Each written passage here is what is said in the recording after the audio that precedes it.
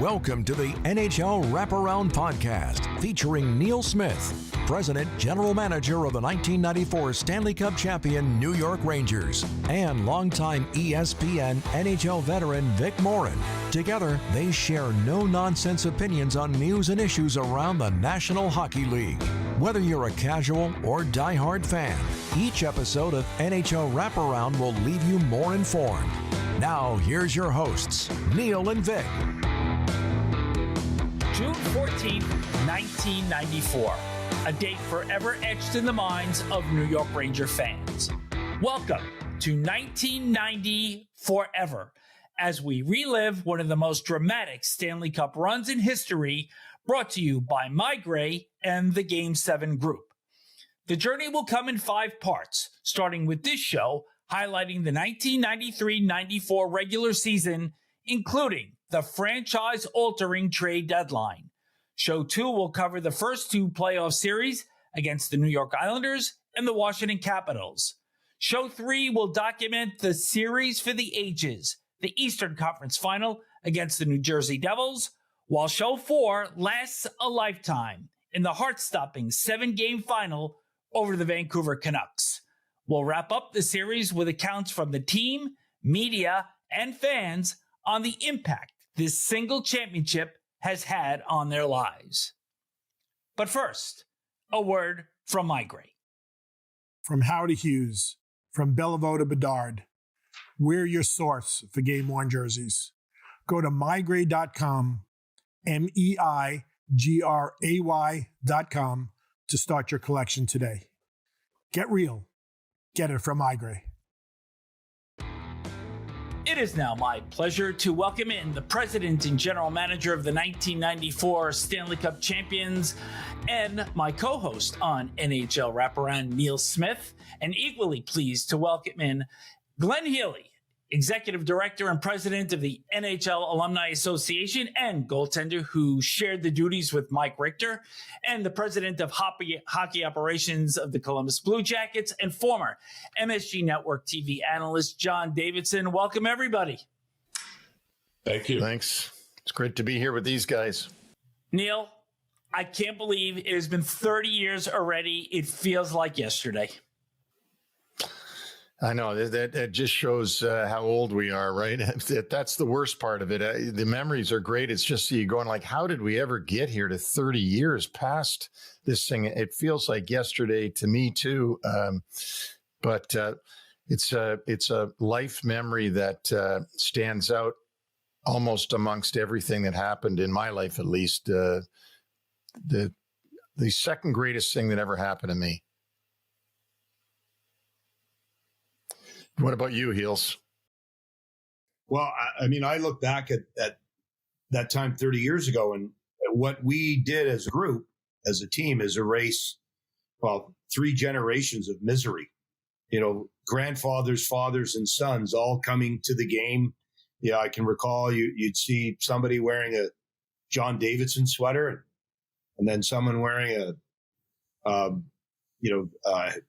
Duguay sweater, and someone wearing a Brian Leetch sweater, and all 3 of them cheering their team on and saying, well, that John Davidson was a great goalie. I don't know if this Mike Richter can do it tonight, but that was the 3 generations of absolute misery for the Rangers. And hey, you had great teams for many years and could and should have won the Stanley Cup before we got there. But now we're 80 plus years and only 1 championship, and we're part of the group that delivered that to millions of New Yorkers. So very proud of our team, very proud of our management group, very proud of the broadcast, proud of everybody that had a hand in and delivering what was the best championship and parade that's ever happened in the National Hockey League. And I dare anyone to challenge me on that. And John, you had a role. You can speak to this really well because people think about you as the broadcaster. People think about you with the Columbus Blue Jackets. People think about you as the president of the Rangers for a while. But you were their goaltender for a long time. Their starting number 1 goalie coming in after Eddie Jockeman. So you went through an era of that pain as a player. It was always interesting, Neil, because New York is New York. The Rangers are original 6 franchise. the history was something, but the one thing that was missing was winning a Stanley Cup. And as a player with our group, with the Phil Espositos and others, we got to the finals in 79. We upset the Islanders. We had a great run, beat LA, beat Philadelphia, but then ran into Montreal Canadiens. And the ironic thing there was the first game we go into the Montreal Forum, we beat them with a very young kid, or a very young team, aside from the Espositos and Vadnais and a few of those older players. Second game, we're thinking we got a good shot here. We're going pretty well. And they were upset with their goaltender, Ken Dryden, the great Ken Dryden. And they were going to start Bunny Larocque in goal in game 2. And sure enough, in warm-up, Doug Risebrough, his teammate, takes a slap shot, catches him right between the horns. Down he goes. He's out. Dryden goes back in. We go up 2-0 in that game. So we're in game 2. We're up 1-0 in the series. We're up 2-0, and then kaboom! We lost 4 straight. And you wondered about, as a player, are you ever going to get back? We didn't. I was lucky enough to move into broadcasting. And it was the time of my life. It really was. Just greatness that I could stay in the game. I retired at 29, so I was able to stay in the game with the Rangers and Madison Square Garden Network and be involved with all you guys. And watch the team evolve that became the championship team was something. The thing that I remember most was I was a broadcaster, yes, for the Rangers, but the Garden also let me go and broadcast other games for other networks around the league, the good teams. And I remember coming back to you and saying, I don't know if this was January, February, when it was, I said, you guys are the best team. I've been out there watching every single team in the league play that are top teams play each other. You guys are the best team. I'm telling you, you're the best team. And sure enough, and it wasn't easy, but sure enough, that was a championship year. It's something that we all, no matter what our role was, we all are so proud of everyone. The team itself was so tight. It was an amazing group. I was looking at the roster. Sorry for rambling here a little bit, but I was looking at the roster and the leadership on that team. We know Mark, of course, Mark Messier, the great captain, one of the greatest of all time. But then you look at Graves, Lowe, Leetch, Larmer as assistant captains, plus others. That is leadership, and that had a lot to do with this thing. John, I wanted to share a couple of memories also, because I think early in the season I went down to a game in Philadelphia and I saw you afterwards, and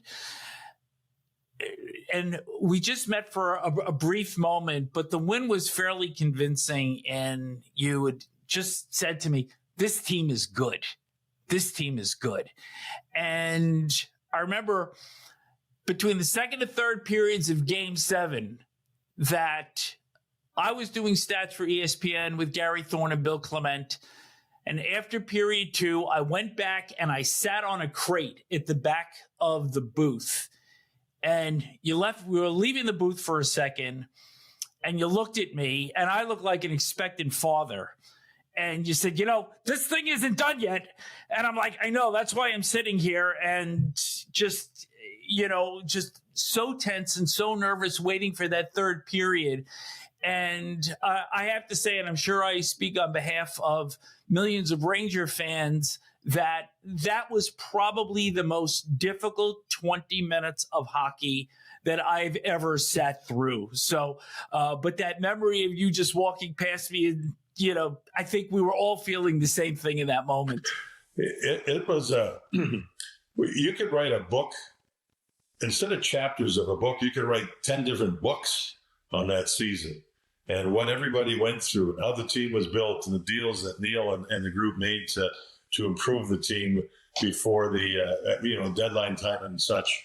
And then the idea of the build of the team. I was looking at that again today, because you know what? Some of us should look at that type of stuff, because that team had goaltending. It had toughness, a lot of it. It had size, it had speed, it had skill, it had finishers. It had face-off guys. Steve Larmer coming there, underrated. My Lord, when you think of the Stanley Cup last face-off to the right of Mike Richter, the puck's dropped, the clock goes, everybody's jumping up and down. And if you look in the background, there's Steve Larmer pinning his player against the glass. The game was already over, and he's still doing it. The game's over. Win. You jump up and down. He's still pinning him. It was just such. For me to do this today with everybody, it's a remarkable watching down memory lane, thinking of the character, the pressure, the turning points, Jersey scoring late, and then the Mateau goal. Oh my God! This whole thing. It was just absolutely wild. Hey, Vic, can I just disagree with you that the last 20 minutes for the Cup was nothing? We had 364 days of Mike Keenan. We were so prepared for that last 20 minutes. Nothing. But I'll add on to JD. I came from the Islanders, and we had a good team. We went to the semifinals. We lost to Montreal. They eventually won the Cup. We beat Pittsburgh. We slayed the Dragon in Maryland. We arguably one of the best teams that was ever put together in that decade. And I thought we were pretty good. And then the first day of training camp in New York, I looked at that Ranger team and said, this team is not even close to the Islanders. It's 10 times better. The pace, the players, the skill. And from day one, where we went to London, England, I thought we could win a Stanley Cup. And for the most part through that year, games were over within 30 minutes. We were done. Okay, we got enough of a lead. Ricky, it's time for you to make 27 saves the last half of the game. And we're going to go start the jet. We'll be on the bus. It's an incredible team. But, JD makes a great point. The depth was incredible. I never saw Steve Larmer or Greg Gilbert make a mistake all year. But that last face-off, yes, Mark Messier swinging a stick at Trevor Linden's head. I don't think Trevor's still over it because he knew if the puck goes back to him, good luck shooting the puck with a stick in your face. And Doug Lidstrom on the ice, who hadn't played much through the whole year. And here you are, the biggest face-off in New York Ranger history. And here's a guy who's on the ice with incredible leadership and doing what he was supposed to do. But he could have mailed it in halfway through the year when he wasn't getting on the ice because Mike Keenan didn't want to put him there. But he didn't. He was responsible and accountable to his teammates. He worked hard to make sure that if he was ever relied upon, and he was in the biggest stage, in the biggest game, he was ready to play for his teammates. So it was deep, strong, and everything was checked off. And give Neil and JD a lot of credit. JD had a hand in building the team too. He had a hand in me coming there. But Neil Smith is the guy who put this group together. And even at the deadline when we were the best team in the league, not done yet, boys. We're going to tinker with his team in a big way. And all the pieces that came into play all had a hand in us winning a championship. There wasn't a single player in uniform that didn't make an impact. Can I ask you guys a question? I've seen a lot of teams that are teams, but they're not a team. They're talent, an immense amount of talent, but they don't develop into teams. Neil, you had to monitor that, watch that, be in charge of that. And then, Glenn, you were a player on the team. So I asked you two guys, what went into that? And then, Glenn, when did you guys feel that this is a team, an awfully good team? I mean, a great team winning a championship. When you think of Zubov, you think of just everything. It had parts, but it was a team. And a lot of groups of hockey players that are really good don't become a team. This one did. Neil, how much did you watch that? And Glenn, when did you guys feel that you became a team? Well, for me, John, I think it all goes back to Mark. As soon as Mark came in the door in 91, he's just got that ability, as you guys well know, to pull everybody together, to make everybody feel together. He says the right thing at the right time. And I'm talking about even to me in the hallway, but I know he does it with his teammates. He knows the right thing to do and when to do it. And he is just captivating in that way. And so I really knew, I didn't know this because I'm not a magician. I didn't know before he came in that he would have that impact. I knew he would have a great impact, but I didn't know that impact. But to me, he's the guy that completely made all the pieces into a team together, glued them together. And then, of course, it helped that a lot of them knew each other because of the Oiler connection by the end, right, Glenn? By the end, we had so many Oilers celebrating that cup. But that was done purposefully by me because at that time, winners usually repeat. Edmonton had financial issues. They weren't ready to pay. They didn't have the money, so they were ready to make deals. And I just kept going back to that trough because I thought, well, I mean, who better to get? That famous quote when Stanley Jaffe said to me after we missed the playoffs in '93, he says to me, and no more Oilers. And I went, well, what do you want? Sharks and Senators? So, you know what, John, to answer your question, from my level of observing it, it all started to come together with Gravy and then Mark and then Book. And it went on from there, and they pulled everybody in. Like it had been, I don't think it before that, and I don't want to disparage what we had before 91, but I remember talking to Ranger players when I was with Detroit and them saying, it's a cold corporate thing there. It's not good. It's just sucks and blah, blah, blah. And I'm thinking to myself, boy, what if you ever changed the environment there to be more like we had it at the Islanders when I was there with Al Arbour and Bill Torrey, and we could make an environment sort of like they had. And that was my goal.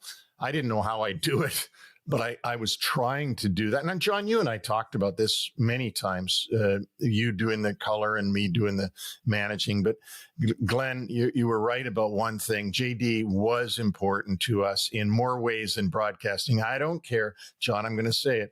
You were a great person to use as a sounding board to talk to that didn't have really a dog in the fight, but still could give me some observations that weren't necessarily emotional, that you weren't just telling me what I wanted to hear.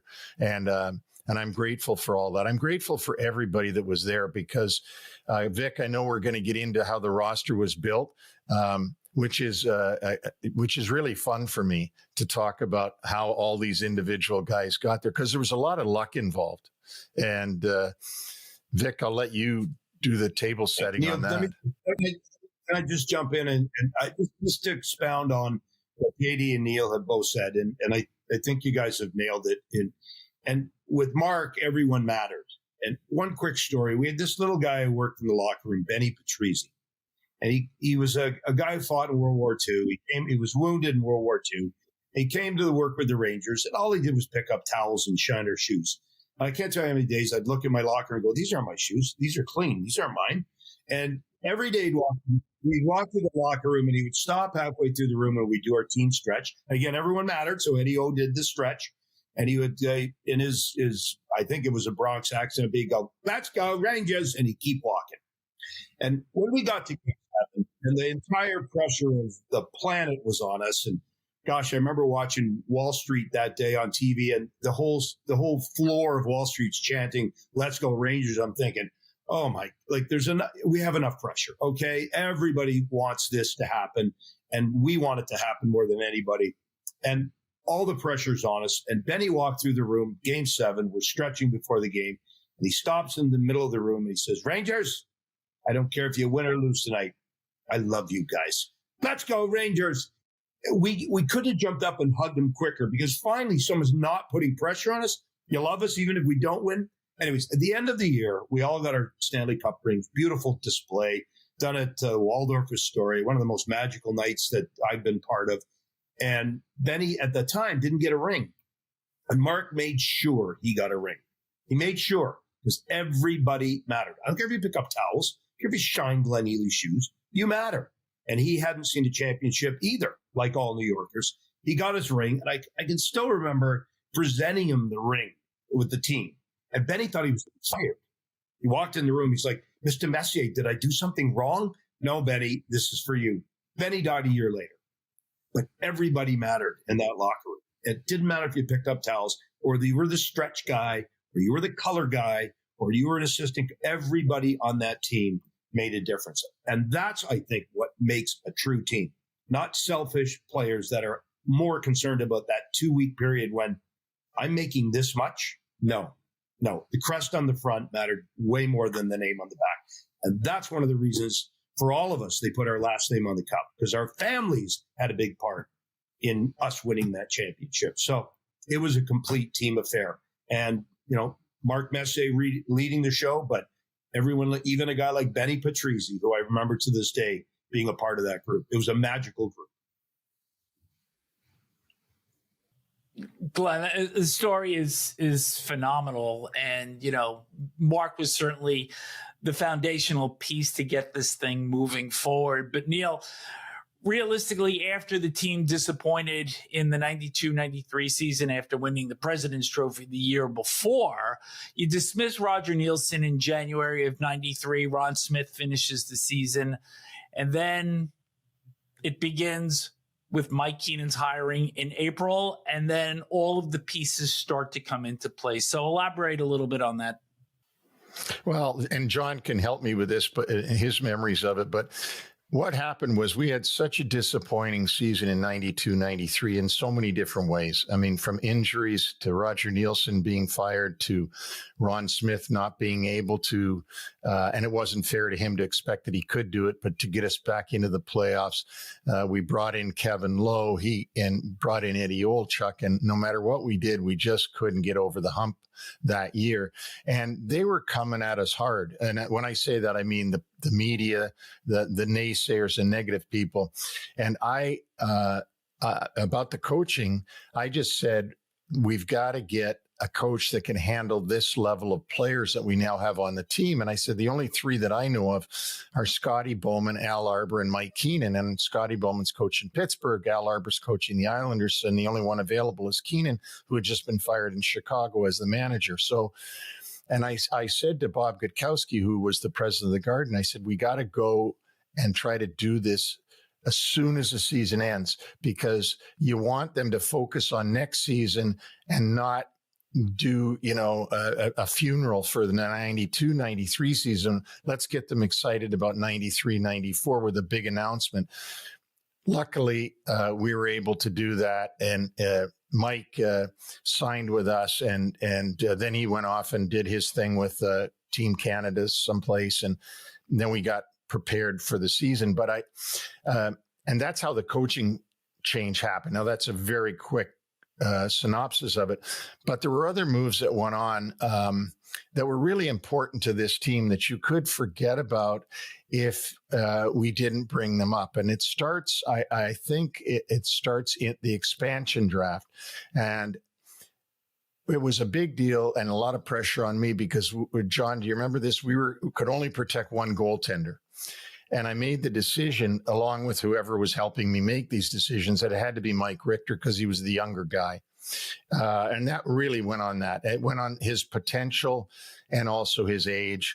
And so Beezer had been a great Ranger, but we had to lose somebody. And I was afraid to lose him in the expansion draft and get nothing in return. That, not only would that not be a good move on my part if I could help it, but I'd also get killed for that, because you get killed for everything, right? So this is a great story. I think I've told both these guys this, or maybe all three of you, but the deadline was coming, and we're on the day of the trade deadline for the expansion draft. And I knew that Vancouver and Pat Quinn wanted to keep Kay Whitmore. They badly didn't want to lose him. And of course, they were going to protect Kirk McLean. Now, I know nothing about what's coming 6-8 months down the road, by the way, with the Vancouver Canucks. But I called Pat Quinn. I said, Pat, I got an idea. Let me trade you Vanbiesbrouck. You can expose him. Florida will pick him because Roger Neilson's there as the coach. You won't lose Kay Whitmore because you can only lose one goalie, and you'll have your two goalies protected, and Vanbiesbrouck will be gone. And Pat goes in his profound way, well, what happens if nobody takes him? What happens if he doesn't get taken? I said, well, then you can trade him to Winnipeg because Mike Smith already said he'd give me a Senza for him. So, okay, well, what have I got to give you if this happens? And I said, and I literally seriously took the expansion draft unprotected list and said, give me Lidster. Give me Lidster. And he says, okay. And he says, let me think about it. I called him back. I said, Pat, it's 7 minutes to 12. We got to get this done. The deadline's at 12. Oh, okay. And so we called the league, and John was traded for the 5 minutes to Vancouver, where he got picked up by Florida in the expansion draft. And the future considerations, of course, was Doug Lidster, who came to us. Now, that was, as John Heels already mentioned, Doug Lidster was on the ice when the horn goes, we've won the cup against his Canucks. I mean, that's how crazy all these acquisitions were. So the next one is so now we don't have a goalie, a second goalie. So now I'm talking to Phil Esposito, and this is a bit complicated, and I had to research it to look it up. There was a secondary draft after Florida and Anaheim. Tampa and Ottawa got to pick again of the guys that were left open. And so I talked to Phil, and I said, I've got your third round pick for, I'll come up with his name in a minute. I got a third round pick because he had signed one of our players, JD, you might remember, and he went to Tampa. He was his draft pick, Rob Zaminer. Yep. Okay. So I said to Phil, why don't you pick Healy? Because Don Maloney had left, and I'm pretending you're not there, Glenn, had left Healy unprotected because he didn't have a contract. He hadn't signed. So I'm thinking, okay, I can get the Islanders goalie, the friggin' guy that beats us all the time. This guy beats us on a regular basis in the Coliseum. I'm sick of him doing this. He went to Western Michigan. And so Phil says, okay, I'll pick him and you give me back my third. I said, for sure. So Phil picks Healy and I send him the third. And all of a sudden we've gone from Vanbiesbrouck and Richter. We've got the Islanders starting goaltender and Richter. Now, I don't have him signed, but I knew we would work that thing through. And so now that's how the Glenn Healy part happened. And Glenn's heard that story probably more times than he likes to hear. But so we go from that. Now we get through the summer. And the next thing I remember is I'm sitting in the I don't know if we signed Greg Gilbert as a free agent, one of the very few free agents there was out there. And that came because Mike Keenan knew Greg Gilbert, liked Greg Gilbert. I like Greg Gilbert from way back. So we signed Greg Gilbert. We get to the waiver draft. Keenan is totally pissed off at poor Paul Broten because he came in at something like 28% body fat and a VO2 of 40 or something. And so he doesn't want him. So we expose him in the waiver draft. And Keenan says, you should take Mike Hudson from Chicago, another Chicago guy. I said, okay, fine. We take Mike Hudson. We lose Paul Broten. So that's another key move. These are all, as Glenn said, all of these pieces mattered. Even Mike Hudson, who didn't play a lot, but he mattered to this team. So now we go to training camp and we're in Glens Falls, New York. I don't know if you guys remember this, Glenn and John. I'm sitting in the press box of the Glens Falls Civic Center. I get a call from Pierre Pagé, and he says, we're looking for a guy for to be on the point on the power play. And I know you've got a young guy, and I'm thinking, who's this you're going to ask for?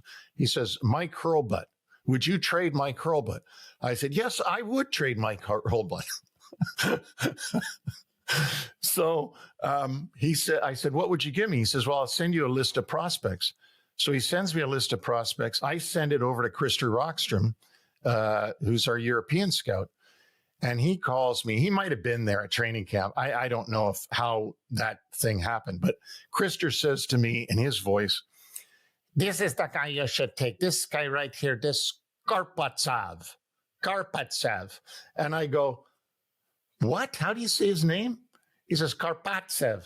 I go, okay. I call Pierre Pagé back and I said, we'll take this guy, Karpatsev.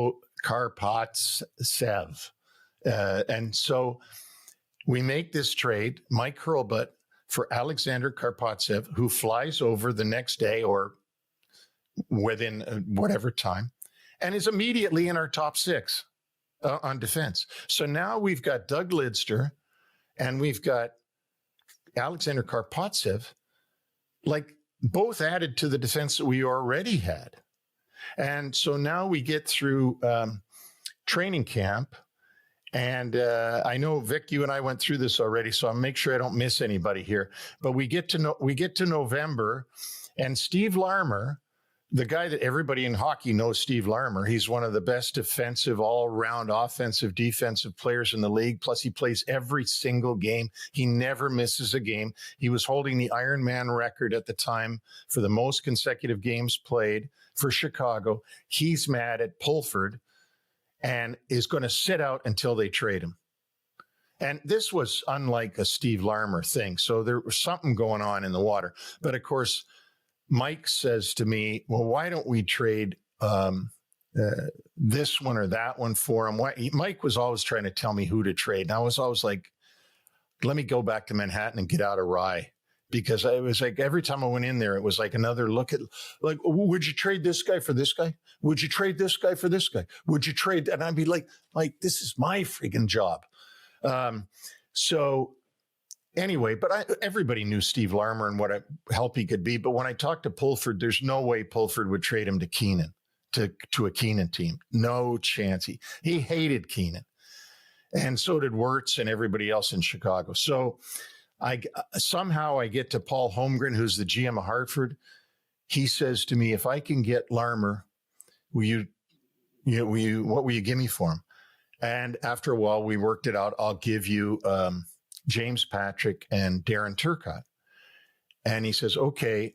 And he says, and you're also taking Nick Kypreos in the trade. And I said, I am? And he says, yes. You also, because we got too much money. It was all about money back then, and they had to get rid of some money. So we got Nick Kypreos in the deal with Steve Larmer, which was a bonus to us. And again, I can't emphasize it enough what Glenn said. Every single guy mattered, whether you played one game in the playoffs, which happened to be for Kipper, game 7 of the final, because Joey Koster got sick, or you played no games like Eddie Olchuk. We wouldn't have won that championship without every single one of those guys, including Mike Hartman, Mike Hudson, and all the guys that a lot of people have forgotten about. So anyways, that was the Larmer trade. I'm running out of breath here. I know we're getting down towards the trade deadline. Vic, do you want to steer us in a different direction or steer it back over to these guys? Yeah, I certainly do. And so now that we've got all the pieces in place, although we're going to double back a little bit. So training camp, and we touched on this a little bit earlier about the French's Challenge in London and 2-game series with the Maple Leafs, both won by the Rangers, 5-3 and 3-1 in early September. But Glenn and John, I'm going to throw this out to you that, the pieces are in place. And Neil had touched on that, you really started the 93-94 season as soon as 92-93 ended. So you're there in London. How do you feel it's coming together? And just do you get a sense that there's something special on the horizon? Go ahead, Heels. Well, my memories of that were, we didn't have that stupid training camp that I had for 15 of my 16 years, where you bring in 70 guys, 50 of which they borrowed their brother's equipment, like they completely stink. You play half your exhibition games with half the team that don't have a chance of playing in the IHL. You're just praying that you don't give up 7 in a game. No, we went to England with the team. There was no extra parts other than maybe one extra goalie and a couple extra players. So right from the start, we were put together as a group, and, right away playing against a Maple Leaf team that went to the Final Four. So they were darn good, and we smoked them. It wasn't close. And at the time we had the trophy, but they forgot the trophy in the dressing room for the French's Mustard Cup Challenge or whatever the thing was.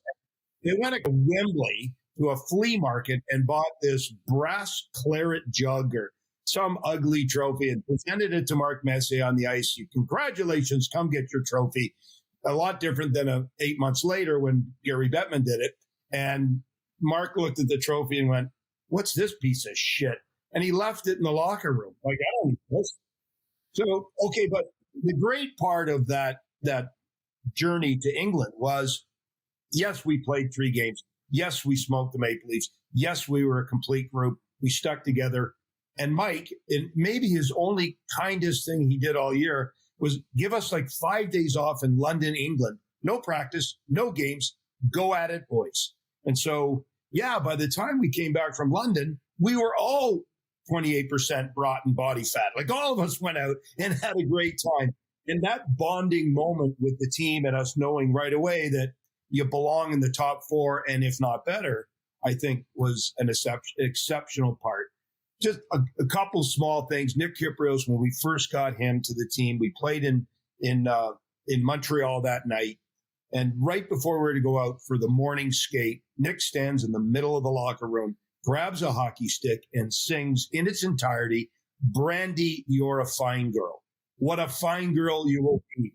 And Mark Messier looked at me and goes, "This little puke better be able to play. I'm telling you." So that was the nature of the bonding with our group. And it started in England, and it just went all the way through with all the pieces that we picked up. And yes, Karpatsev was an exceptional player. I remember watching him take his shirt off in the very first game in Quebec and thinking, did we just sign a plumber? Like, what? You got rid of Broten at 28%. We got this guy at 30. We signed Dean Martin. This is awesome. So a complete group with lots of characters, and it started from day one in training camp. And I hope you enjoy the trophy, Neil, because I know you have it in your office somewhere. But we were happy to leave it in Wembley. So congratulations. You know, that whole trip over to Europe, you mentioned earlier, Neil, that you talked to people in years past that it was a cold corporate world, Madison Square Garden, and it was owned by whomever, different companies at various times. But I also think that with this trip, and the players bonded, obviously, as you can hear Glenn talk about it, but when we charted over there, they also had a whole bunch of sponsors with the network, with the TV people, with the bigger sponsors of the Rangers that spend all the money and all that stuff. And I think when we came back from that trip, it wasn't so much that cold corporate world because everybody bonded, including people that are basically what we call suits, which basically is what I am now, a suit. And the whole thing changed. It was different. It was different. And you know, the different departments all seemed to get along, and it was a more human touch to the whole thing as you moved along. And then, you know, we've been talking about some players here and characters. Yeah, Nick Kypreos is a character. Eddie Olczyk, character. How about Tikkanen? Talk about characters. Talk about other guys. Glenn Anderson had his own way of being a character. We haven't even talked about Brian Leetch. We haven't even talked about Zubov. That team was, I'm telling you, when you go through your hockey life like I have now, being involved 50 years in the NHL, and you look back at what you know, that team was really good. We all know that. But it had a team concept to it with the proper characters that you needed to get through a long season and then blend together and be a team as you battle your way through the playoffs. It's for me to sit here and reminisce about all this. It was a remarkable time. And then when you tie the Rangers fans into it, that was something else. I'm telling you, they wanted it as bad, if not worse, than Mark Messier wanted it, or any of you people or myself wanted it. That was just a remarkable little part of time in our lives that you look back at. I got to add one thing, Vic, to the French's mustard cup. And this is when I knew I was in big trouble with having this guy as a coach. So we're over there in London. And of course, everybody, we had our wives with us and stuff. And I'd be looking around after the first game and thinking, okay, when am I going to get together with the coaches so we can talk about the players? This is what you do, right, John? I mean, after the exhibition games, you get together and you talk about the players and who's good, who's not playing well, whatever. And he was nowhere in sight. Like after the game at the hotel, nowhere. I try to get him to go to dinner with me, and all of a sudden we'd have a bunch of other people with us. And so I thought, oh, well, screw it. I'll just wait for the flight back. And so we get on the flight. This is unbelievable. We get on the flight and we're in the air, 35,000 feet, coming back from London. I turned to my wife and I go, well, I guess I better go look for this friggin' idiot because he's not going to come over to me. Right. So I go to Matt Loughran. I go, who's our travel guy at the time. And again, a huge part of this whole thing. Right. I mean, him and Barry Watkins, who was our PR guy. But anyway, I regress. So I said to Matt, I said, where is Keenan sitting? He goes, oh, he's not on the flight. I said, what? He says, no, he flew to Chicago to see his daughter. I said, you're kidding me. And you're not telling me about this? Oh, he says, I thought he told you. I said, he never told me anything. So I go sit back down beside my wife and I'm like, he's not on the flight. He didn't even tell me. Like how much, like, can you imagine, John, you run an organization now. We had no timeout. I knew, but I kept that to myself. Okay. We were happy. He wasn't on the flight. Okay. We're good here. We're good. Just start heading west. We'll figure it out when we're in the air. We were okay. You know, what was the story? You guys will remember this, but which game was it? Was it playoffs or was it regular season playing, I believe, New Jersey, when Kovalov had a long shift? And he came to the bench and Mike said, stay out there. So Kovalov thinks it's pretty good. So he stays out, keeps going, no whistles. Comes to the bench about a minute later and he's dying. Stay out there. So he should have changed at least 3 different times. Keenan kept pushing him out there to stay out there to kind of get him to run out of fuel to prove a point that your shifts are too long. But Kovalov thought it was the greatest thing in the world. He got to play 6 minutes straight during the play. He thought it was fabulous. And I for the life of me, I can't remember what game that was. But that was one of the crazy the best things. Part of that, he was he was on for a lot longer than 6. It might have been 9. It might have been even longer. And he scored at the end of his 9th minute. So even when you sent a message, he came back to the bench celebrating because he had scored a goal. And I recall, after the game, I went up to him and put my arm around him. I said, Alexi, you okay, man? Like, you're good? Is everything all right? Because English was a bit of an issue. Certainly learning the culture of how to play. After you beat a man 5 times, you don't have to beat him the 6th time. You're okay. You've already showed him and humiliated him. And I put my arm around him. He's like, is everything all right? He goes, do you believe it? The coach has so much confidence in me that he played me that much. I'm like, he didn't even get the message. He thought he was getting rewarded. So good one, Mike. Yes. It might have rethought that one. But the last bit of that shift, he scored, came back to the bench and celebrated with the guys. And message not received, but he was a talented individual, put it together in the Stanley Cup final for it. So it might have taken 82 games and more, but when he put it together for us, his Stanley Cup final was exceptional. Game 7 has a magic attached to it like nothing in sport. In order to prevail, teamwork is essential to achieving success. At the Game 7 group, transforming individuals into cohesive teams is the core philosophy in their team building approach. Their belief is every team has potential to achieve extraordinary results. Game 7 group offers various services to help teams accomplish their goals through specific team building events, coaching, and speaking engagements. These services are aimed at improving team dynamics, productivity, and overall performance. Face it, we all want to be able to succeed in the big moment. Check out the Game 7 Group website at game7group.com/NHL wraparound to learn more. Right now, a special incentive offer awaits our podcast listeners. Take your team to the next step. The Game 7 Group will get you there. We talk about how all of this stuff has come together. People think that the club ran it from start to finish, but in actuality, team got off to a pretty sluggish start, and probably things reached a little bit of a head. There was a loss to Anaheim, which dropped the team to 4-4, and then they lost their next game in Tampa.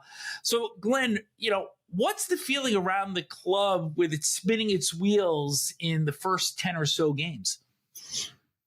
Well, you put together almost a brand new group from top to bottom, from behind the bench to on the ice. And to say that there was a culture shock with that new coach would be an understatement.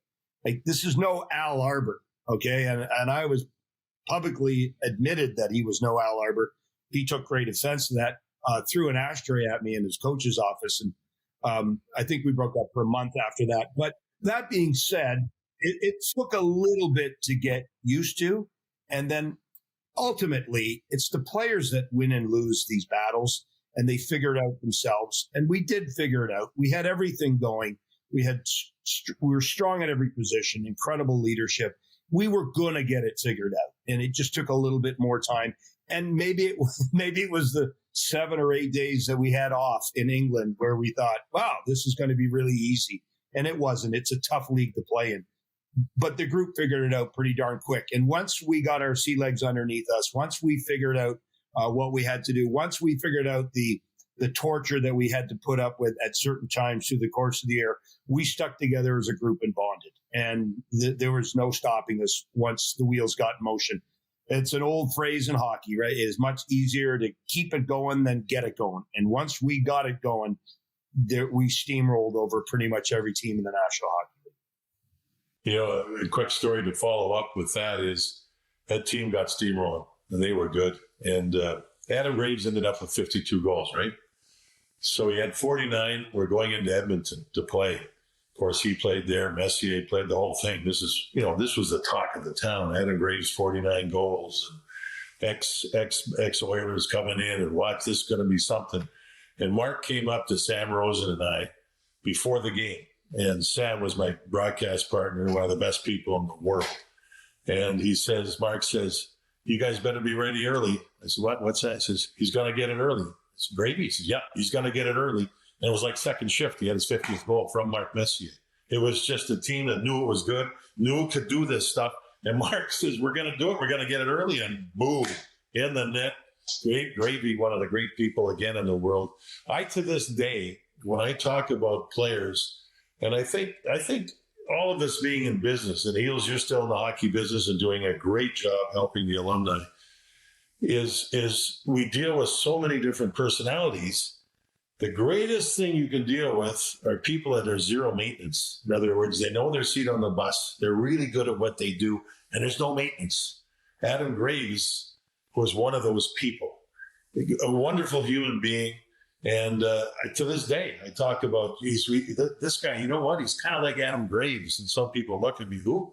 Because it's a long time ago. A real quick story, because Adam Graves, we're in Florida, staying at the Marriott on the Harbor Beach on the water there. Day of the game, some of the players went down and laid on the beach after their pregame meal. So we get to the rink, and just before the game, and Adam Graves comes around the corner and says, JD, I got to talk to you. I said, what's up? And I look at him. He looks like a lobster. His face is pure red. And I mean red.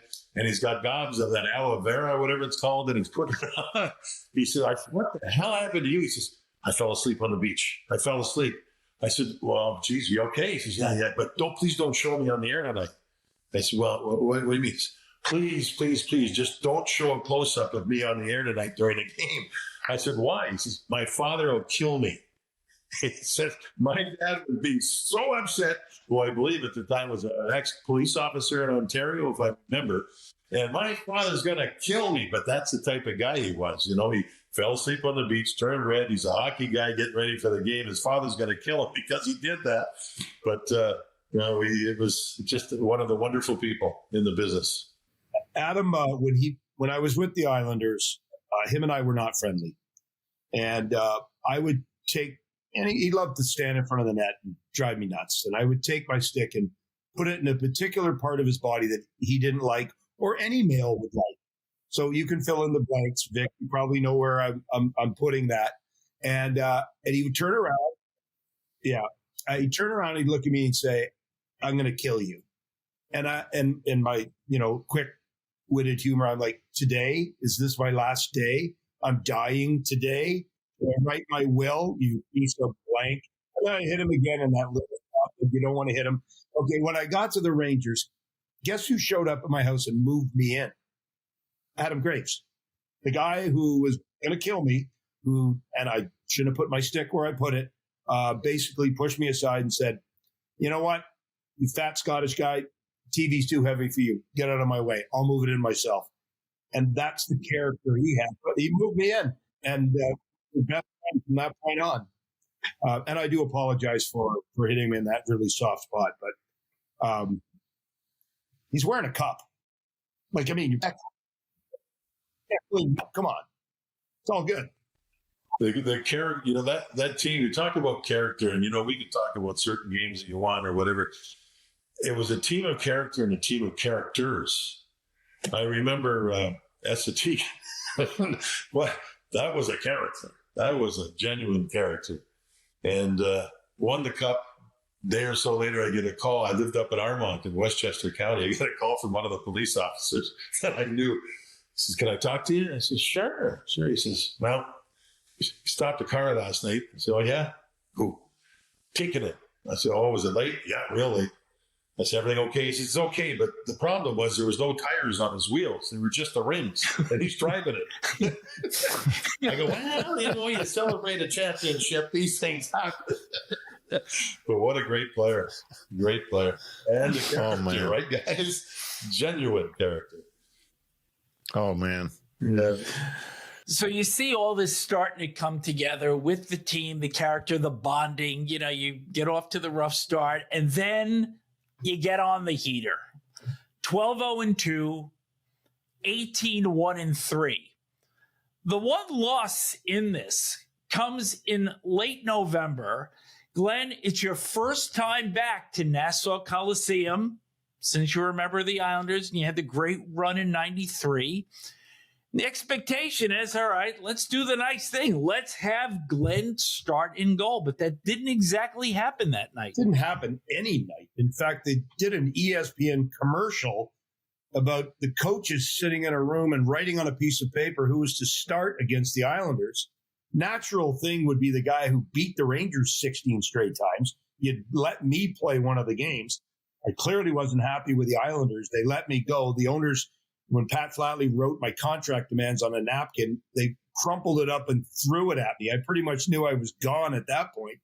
And so each one of them opened up the paper and it said, who should start tonight? Healy, Healy, Healy, Healy. And Mike said, great, it's official. Richter plays. So, and Ricky hadn't beat us in all the years he's ever been in the National Hockey League. So didn't go well at the start. He ended up getting pulled. I went in. I wasn't happy about going in. He should have started me. I think I played about 18 minutes, gave up a somewhat soft goal, and then he pulled me. Okay. So I went back to the bench, and I've never been madder in my life. And JD, I wish you'd given me the heads up. Like, you were the TV guy. But the television cameras were across from the bench. I didn't know that.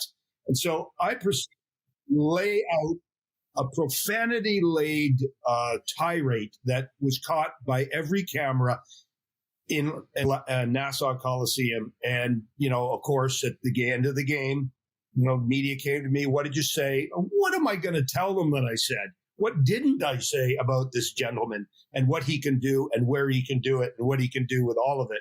And so eventually, again, that was probably a bonding moment because the team looked at it and went, okay, this backup goalie, who every time he's on the plane, the coach knocks all of his chess pieces off the board, and he stands up to Mike. If he can do it, we can do it, and we'll bond as a group. So it was a bonding moment, an embarrassing moment. And again, to all those fans that watched that, apologize for the profanity. And JD, you should apologize for me for not telling me where those cameras are. Because if I'd known, I'd probably put my hand over my mouth or done the the football thing. That's the play. Yeah. So, but it was looking back, just a small little speed bump. We got through it. John, you'll remember this. You covered. You were with me for 11 years. We were together. That was my term there, and you were there the whole time. And I always had a bit of a romantic, I'll call it romantic. I don't know what word it is, but when we'd trade for a player, I'd make sure he got his number. When Mark came out for the first game of the Garden, he came out without the C on for the warm up. And then they put the C on between the warm up and the game starting so that we didn't give it away to the fans that he was going to be the captain. And there was a million other things we did during my time there because I was a bit of a hockey romantic. I loved I can't wait to see Larmer back in Chicago Stadium type moment. Remember, and he got the penalty shot and slap shot over Belfour's shoulder. And there was all these different things that that was the little kid in me that loved the NHL and stuff. And with Glenn Healy, it was one of these things that I felt like he's sticking it to me as well, because I couldn't wait to see Heels play at the Coliseum in a Ranger uniform against the Islanders, because that was the romantic part of the whole thing. And then we get there, and of course, I go up to the Coliseum press box and I see Ricky going to the net, and I'm like, you gotta be friggin', you gotta be kidding me. Like, what other person would ever not start Glenn Healy the first time back at the Coliseum? And I was so pissed off that night. And of course, then Ricky let some goals in, and Glenn's right about what happened. He goes in, and the game's already lost by the time he goes in, and then he pulls him back out again, and that whole nonsense.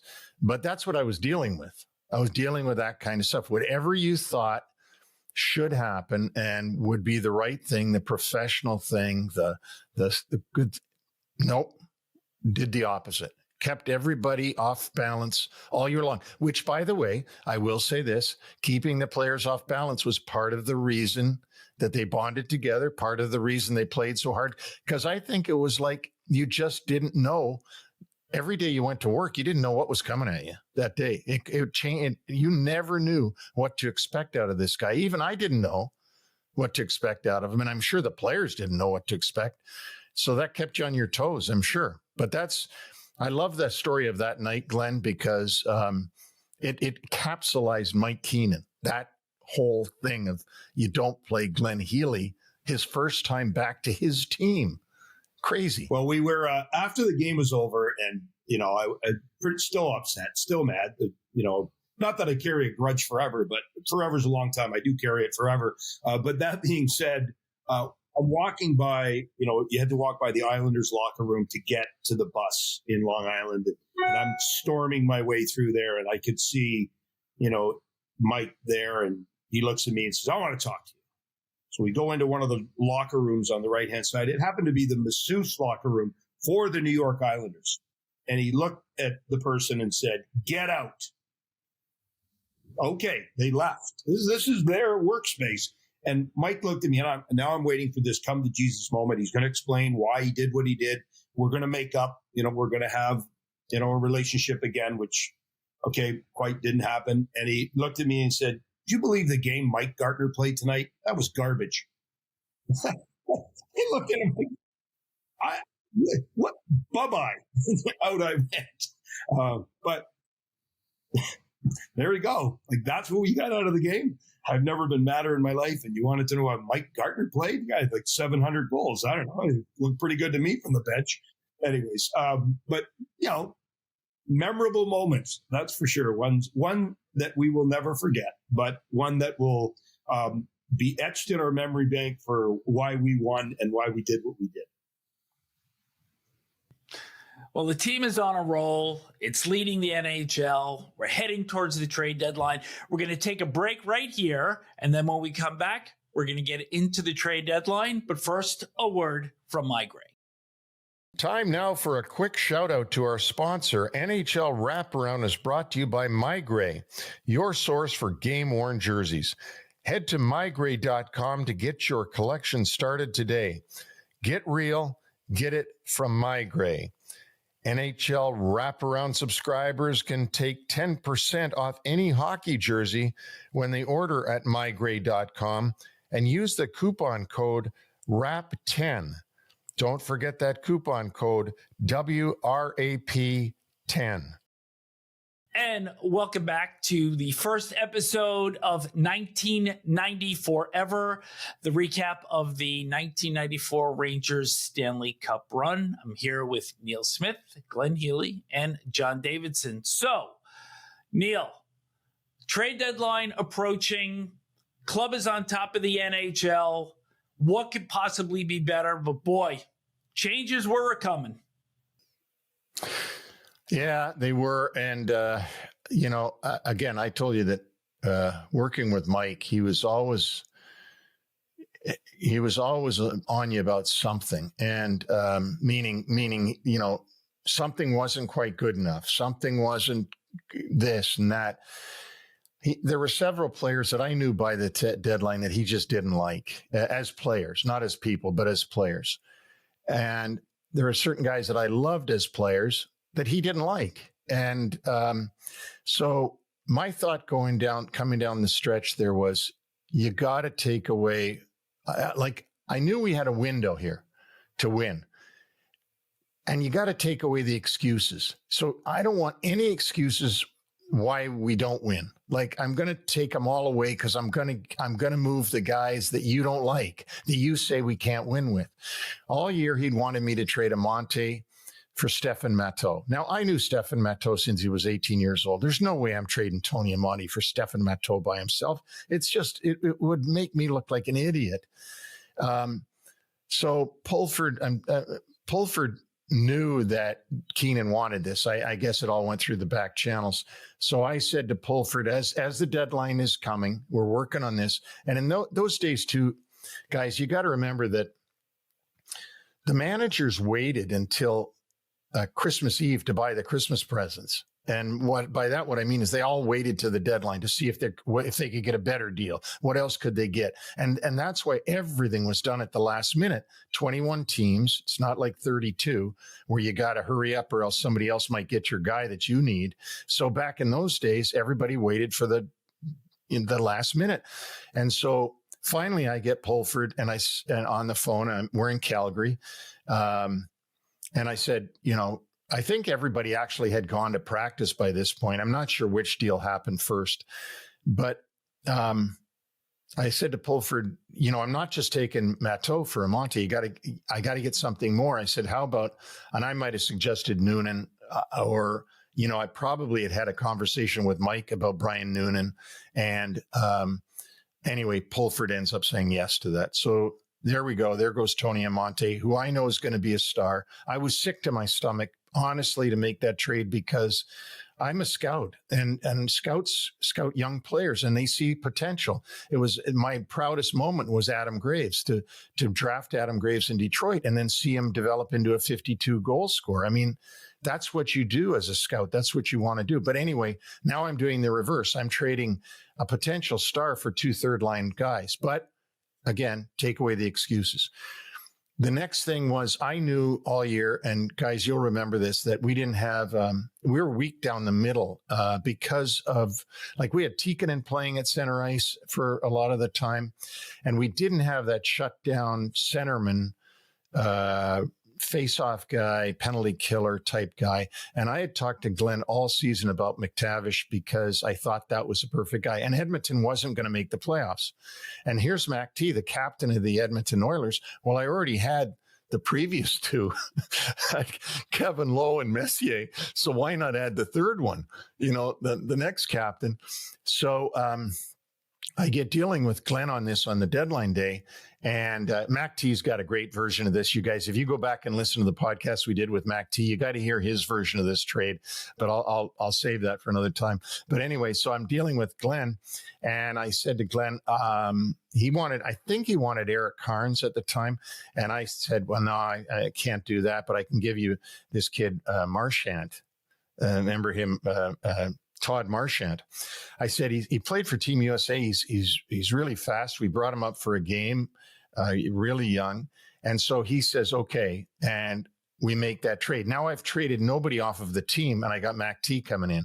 So now I've traded away one player, and I got 3 because I got Noonan, Matteau, and Mac T. for Amonte now coming off of the team. That's the way I was looking at it. Now we had that shutdown centerman. Now the last trade was Mike Gartner, who I loved. I love Mike Gartner and his family. I still to this day do. I love getting him from Minnesota. He was a fabulous player, in my opinion, and a real quality gentleman, character guy. But Mike hated him.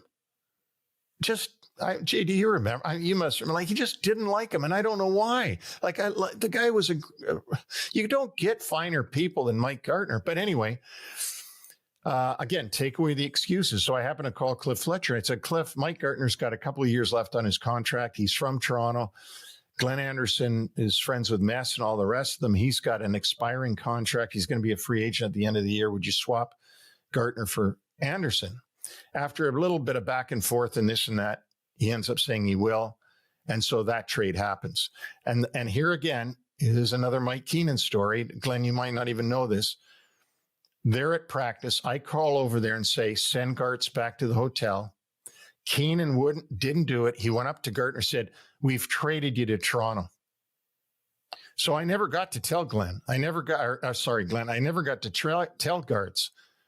And Gartz was pissed, of course, because he didn't ever want to be traded from the Rangers. He talked to me about that when he did his contract. And, you know, it was just another Mike Keenan thing, right? Like, let me talk to Gartz. Well, he'd screw me on that too, because he'd go and tell Gartz, right? And it took pride probably in telling Gartz, you're traded, you know. But anyway, the deadline goes by, and guys, here's my thoughts on it. We've got Noonan, Matto, Anderson, and McTavish, and all we've lost is Gartner and Amonte. So 2 have left and 4 have come in. And so from my perspective as a manager, we have to be better because of those trades. Now, everybody thought I'd lost my mind around the league, I'm sure, but I had now eliminated all I thought I had, the excuses that Keenan would throw at me when we didn't win, and set us up, Vic, for what I thought was going to be a good run. Well, I want to ask Marchand, Glenn. Go ahead, Glenn. Marchand, when he came on board, I remember watching him. He came to the morning skate, and I thought, and he was sitting with one of the PR guys, and I thought, wow, it's a fan who's won a contest, because he was a tiny guy, wasn't a big guy. I thought I should go meet this fan. He's a big Ranger fan. He's actually a player. Oh, you're going to play tonight? Great. And so, in natural fashion, your very first shift, you're very nervous. Madison Square Garden. I think his shift length was about 7 seconds. He stepped on the ice. Up and down he went. He got off and he sat down. He never played again for 30 minutes. And then Mike leaned over and whispered in his ear, okay, Mr. Olympian, you've done squat tonight. I'm giving you one more shift or you're gone. Like, okay. And he was gone. And I'll say one thing about Mike Gartner. You're right, Neil. Like, you don't get better people than Mike. After we won the Cup, there was a lockout in 94, and there's qualifications to get your name on the Cup. You have to play games in the playoffs. You have to play games in the finals. You have to play a certain number of games in the regular season. And Eddie Olczyk and Mike Hartman did not meet those qualifications. Yet they were with us from start to finish, wire to wire, as positive as 2 players could be. And at the closing of the CBA, before they negotiated the final, we're going to get back and play in 1994. Lockout is over. He went to Gary and said, one caveat. Could we make an exception and get Mike Hartman and Eddie Olczyk's names put on the Stanley Cup? And if you look at the Stanley Cup, the team's names are all on it. The scouts, the general managers, the coach. And at the very bottom, there's 2 names that are added. And that was Mike Gartner that added those names. He didn't have to. If anything, he could have been as bitter about the fact that he left Rangers and they won and not have had to do anything to make a difference for these 2 guys who now can go to the Hall of Fame and show their kids, that's your dad. And so, again, another testament to the quality of a person that Mike Gartner was. Yeah, for sure. I concur there to this day, what he does for people in our sport. Neil, when you made those deals, let me ask you a question. Did you fill the center ice position that you needed to? Did you get more depth? Yeah. Did you get more size? Yes. All those things add up to getting into a run for the playoffs. You can't have enough depth. You can't have enough size. You can't have enough. Like when you talk about Matteau and you talk about Noonan, Matteau people remember because of the big goal, with the Devils. But these guys were just hockey players. We had the Messiers were there, the Leetches were there, et cetera, but you needed hockey players all through your lineup. So you got your center ice, especially in defensive position, solid. If Mess doesn't take draws, you got McTavish to take draws. You got 4 players for 2, which gives you depth. You got size on top of it. When you get down to take the good people out of it, which is hard to do at times when you're in this business because there's good people. But when you build a team, that's how you build a team. And that's what Neil did. And that was a major part of that team winning the cup. No question about it. Well, I was just going to say, Vic, when Max came in, you were asking a captain of the Oilers who played probably 23, 24 minutes to come to our roster and maybe play 5. And it takes a lot for a player to accept that role. You have to accept the role. You can't just come in and say, okay, the big boy's here. I'm the captain of the Oilers, so time for me to step aside center iceman number 2. But who took the biggest face-off in Ranger history? That guy that Neil traded for at the deadline and won the draw clean. And, I think you're right, JD. I think Larmer's still in that corner. I don't think he's left. It's pretty tough to play around. He's still there. Is it over yet? Did we win? But these guys had to accept their roles, and they did. And you got the right people to do it. So you did your homework. Congratulations on that.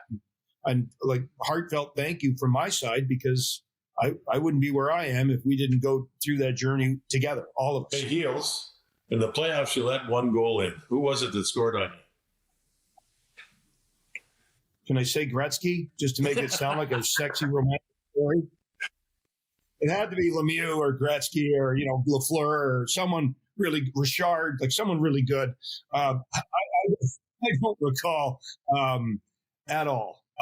I try to forget, as goalies, remember all the saves, but goals,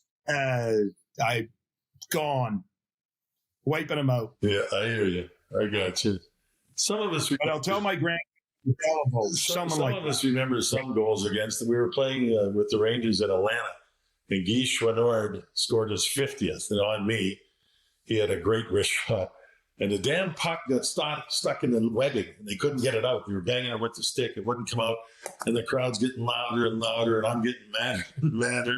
And they finally, about after 6-7 minutes, yanked the thing out. And you don't remember who scores the goals on you, but you remember situations like that. And I agree with you. Wipe it out. Get it out of the memory, for sure. John, you had talked about, how you admired the way Neil had composed this team down the stretch. But the question that I really wanted to ask Glenn here is, we talk about the bonding in the room, the characters in the room, how this club had come together to get to the top of the league standings heading into the deadline.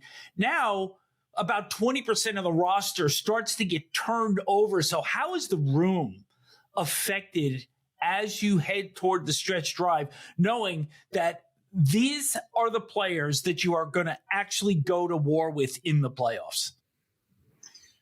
Well, it was an eerie and unique situation in the sense that we were in Calgary and we had flown from New York. And so it was one of those things where we knew that the plane was going to be a lot less full on the way back than on the way there. And when we got in that morning onto the bus, it was a scattering of players on the bus because Neil had traded all of us. So there was really none left. And it was an optional skate. And we were at the time President Trophy champions. They'd already started called the Engraver. And we kind of looked around and went, wow, they really liked our team, didn't they? Like, there's nobody around. Here we go. But we had faith in the process. And a lot of the guys, I didn't know Matteau from a hole in the wall. He came on board and did what he did. And Brian Noonan, again, very quiet guy, unassuming, didn't know him at all. Mac T didn't really know him at all. So we brought in a bunch of guys that, were core players that really filled the roster. But that morning in Calgary really stands out because the bus was empty and we had made a bunch of trades and we weren't sure of what the future was going to look like because in the rearview mirror, we were pretty darn good. And again, on our way to a President's Trophy championship, but they were all made. They were all made for the right reasons, the right players in the right spot, the right place. And they gave us that winning pedigree. Neil went and got a bunch of Oilers. He got a bunch of captains. He got a bunch of leaders. He got a bunch of size, skill. He brought it all to us. And it was up to us now at that point.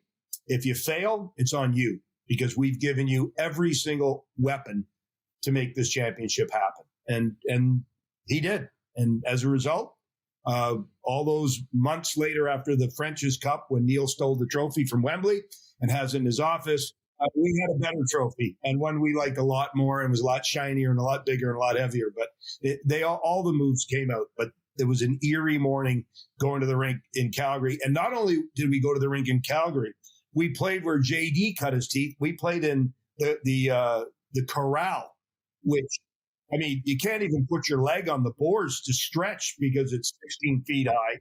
Felt like I was Greg Joy trying to do the Fosbury flop just to get on the bench. So a complete dump of a rink without a team and a whole bunch of trades. And excuse me, Calgary, I didn't mean to say that, but it certainly wasn't a National Hockey League venue, but a weird morning that morning for sure. John, you remember they used to have to pull Mark Pavlich over the boards because they were so high there? That place, it was a great junior rink. We used to fill it every day when we played junior hockey because the NHL wasn't there.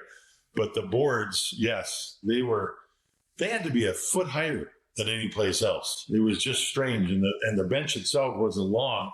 It was one row, one row, one row, one row up behind each other. So it was different. But yes, and Mark Pavlich, when he was with the Rangers, when we famously were called a bunch of Smurfs by the Philadelphia Flyers that went on to beat them that year in the playoffs. Those Smurfs were pretty good. Mark Pavlich was a hell of a hockey player, boy. Wowzer. Reijo Ruotsalainen, those guys, that was a great memory with playing and being a part of those guys. Herb Brooks. Hey, John, didn't Lanny McDonald get 77 goals in that 66 corral? 66, rather. Yeah. 66 well, goals. Lanny, I played Tier 2 hockey with Lanny when he was 16 years old. Then he had a shot that was just, he had big hands and he was a big, strong, wiry man. When he shot the puck, it hurt. It really hurt, especially with the equipment we wore back then. But he went on to score over 500 in the NHL. He was just a great player, Hall of Famer, and deserves every bit of it. One of the great ones. Yeah, when I think of the corral, I always think of Lanny McDonald. Neil, terrible goaltending. That's how it just you break it down. They weren't always the world's greatest athletes that were playing goal back in those days, by the way. Just how Hey, Neil, now that the club they win the President's Trophy, and in large part, the trophy is won because of a 6-0 record against the Devils. Now, you make these deals, you want to remove all of the excuses, but deep down, did you sense these trades had prepped the team properly to go the distance?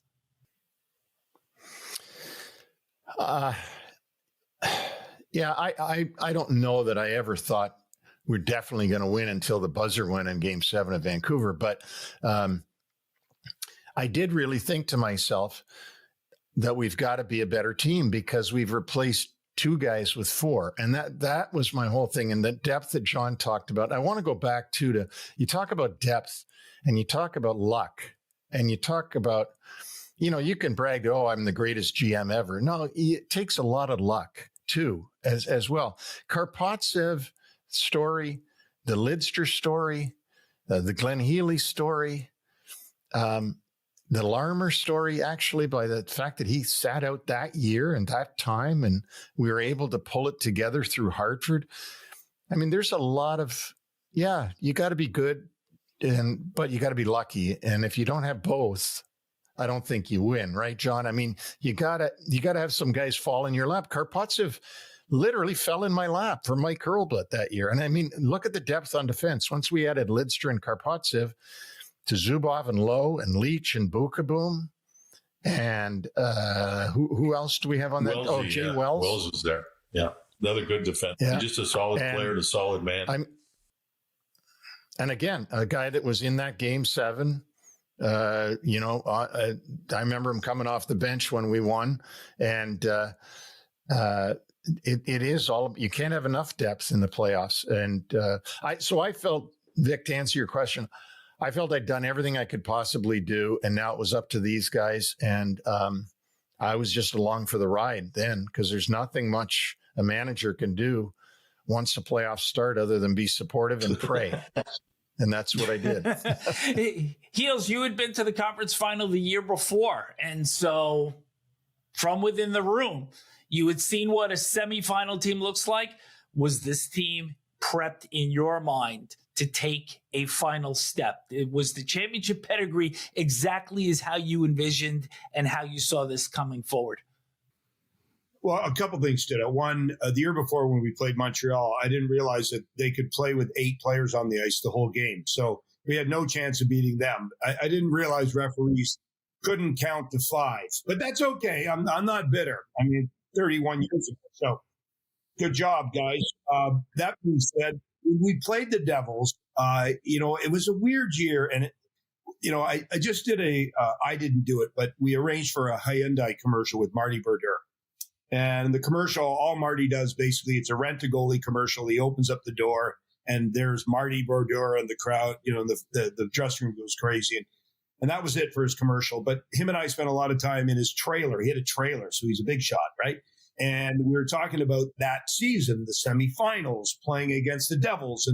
And my memories of that year were we played the Devils in Halifax in the neutral site game. Marty Brodeur played. He went behind the net to play the puck. He gave the puck away. Jacques Lemaire pulled him. And I thought to myself, 2 things. 1, this guy stinks. Number 2, stop playing the puck. You're not very good at it. Oh, boy, was I wrong on both of those.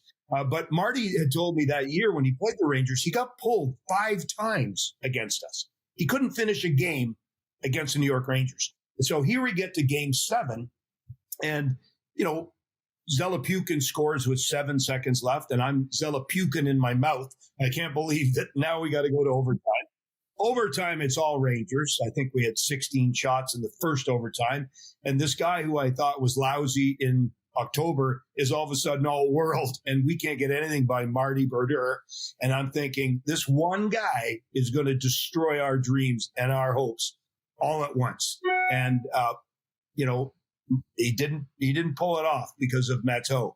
But that semifinal series, it took everything in our being to win that in double overtime and have Matteau score the goal that he scored on a goaltender that was world-class, one of the best ever to play the game, on a team that was at some point later on a championship team as well.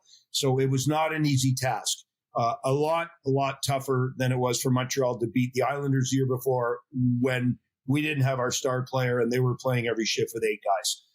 Did I mention that already? Okay, so I'm over it now. But it certainly was not an easy task. And Brodeur, his goaltending display, particularly in Game 7, was memorable.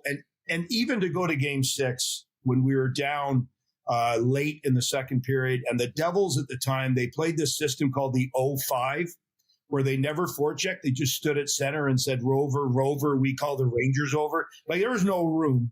And once you got behind against a team like the Devils, you never came back.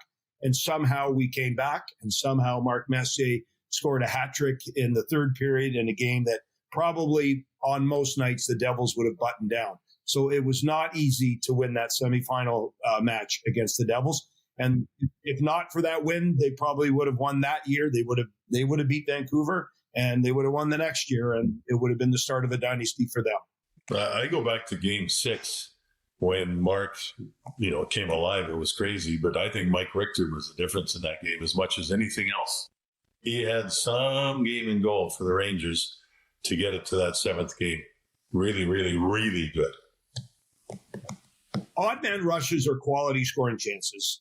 And you rate scoring chance. It's not just where you shoot the puck on the ice; it's who shoots it and what the play in front of you presents.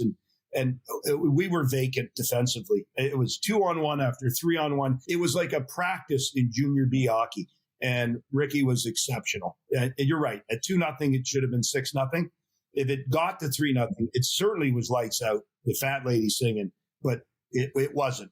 Richter and what he did kept us there, for Kovalev to score late in the second and for Mark to finish the deal.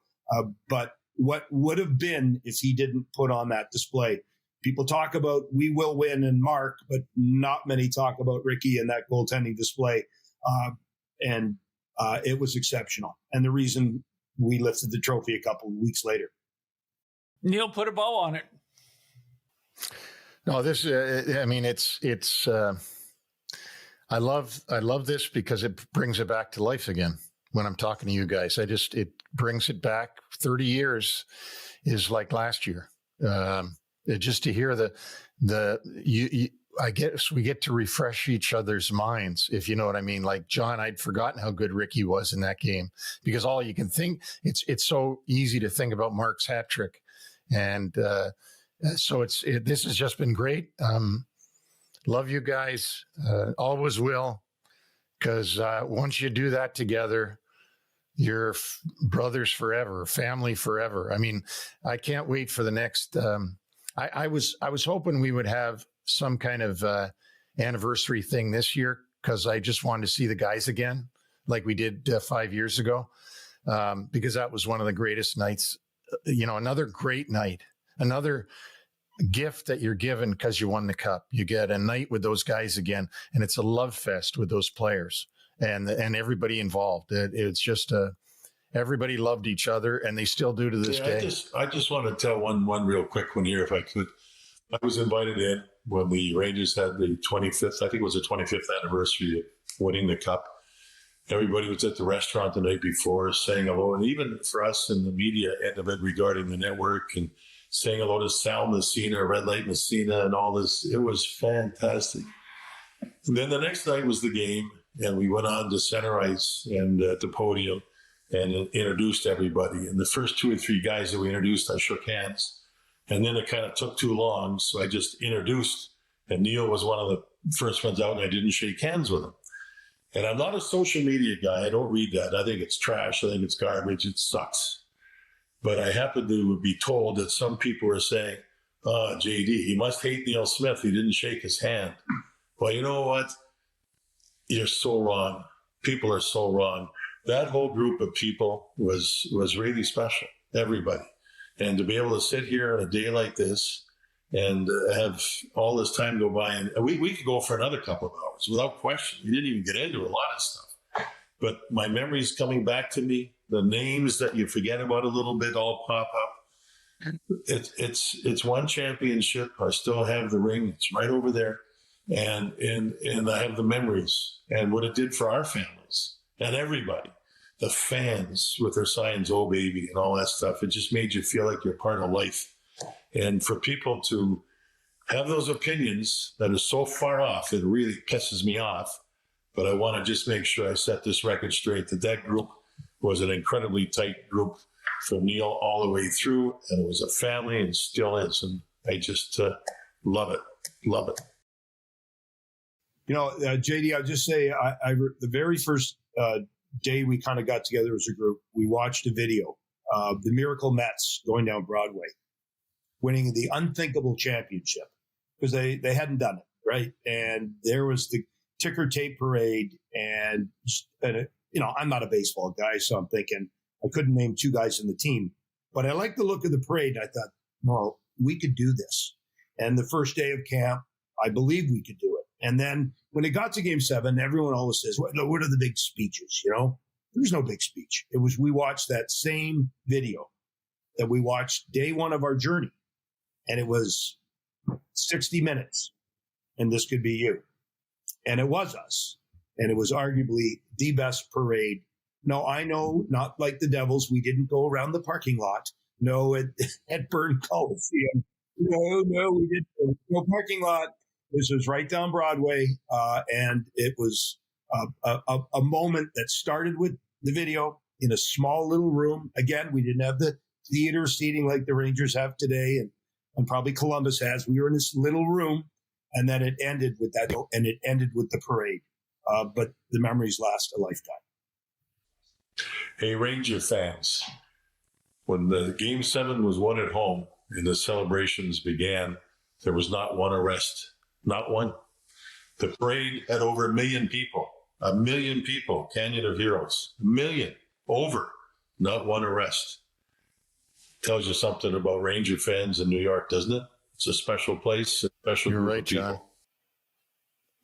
They may come off one way, but they're what people think of New Yorkers and New York Ranger fans. They couldn't be more wrong. They'll give you anything you want. They'll put their heart on their sleeve, and that's why they get mad at you when you don't win, because they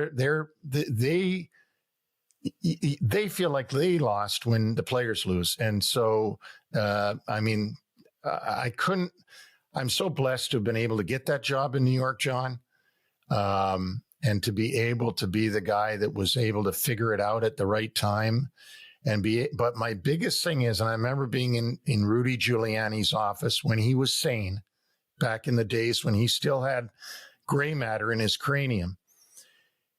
And I started crying, literally crying. And he said, "What's wrong?" And I said, I just wanted to make New Yorkers happy. I just wanted to make them happy. And I was crying because that's really what it was all about for me. It was that if the Rangers could win, you're going to make people happy. And I'd seen it on the island for 4 cups, and I saw what they did. And if you could just do it for these people, and they're such great people, and they've waited so long, and they've been suffering through all this stuff. And if you'd make, Neil, here's a chance to make so many people happy. And it brought tears. It made me cry because we had made so many people happy. Can I just tell one more quick one, because I just thought of it real quick?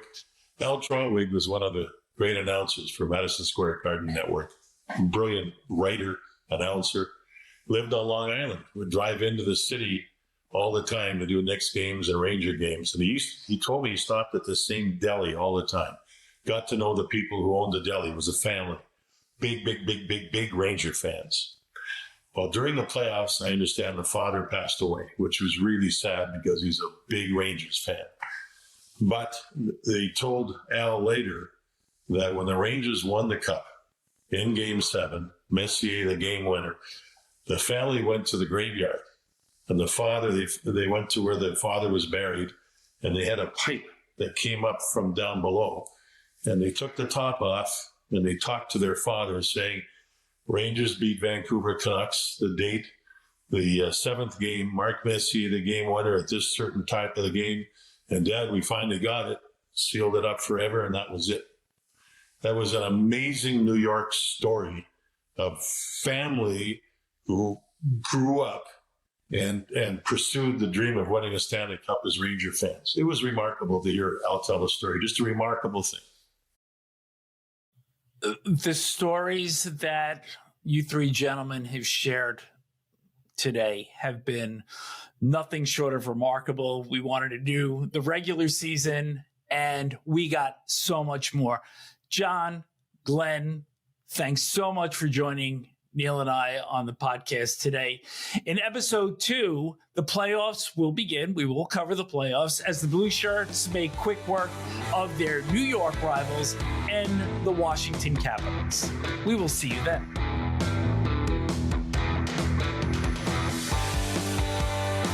Thanks for joining us on the NHL Wraparound Podcast. Don't forget to subscribe to stay up to date on all the NHL action.